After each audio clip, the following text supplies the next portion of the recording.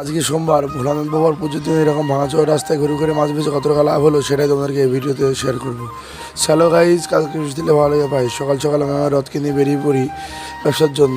সাথে সাথে এইসব বন্ধুদের সাথে দেখা হয় যারা অনেকদিন অসুস্থ থাকার পর আজকে ব্যবসায় আসছে।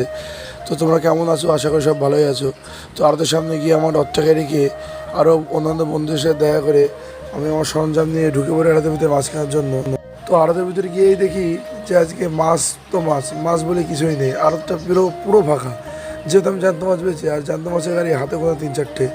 তো আমি বেশি দেরি না করে অল্প কিছু সিলভার দিয়ে আর পোনা দিয়ে মাছ কিনে বেরিয়ে পড়লাম মাছ বেচার জন্য।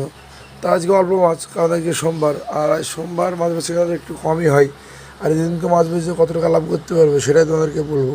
তো প্রথমে বন্ধুটা 100 টাকার এবং পরে 200 টাকার মাছ বেচে গ্রামের অলিতে গলিতে ঘুরে ঘুরে মানুষজনকে ডেকে ডেকে মাছ নিয়ে যাও বলে বলে শেষমেশ এক জায়গায় দাঁড়িয়ে প্রায় 500 টাকার মাছ বেচে মাছগুলো শেষ করে নিলাম।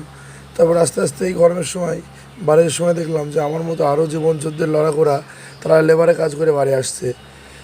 আর আমি আস্তে আস্তে বাড়ি এসে আজকে একটুখানি জিরিয়ে নিয়ে হিসাব করে দেখলাম অল্প কিছু মাছ বেচেই আজকে আমার 400 টাকা লাভ হয়েছে।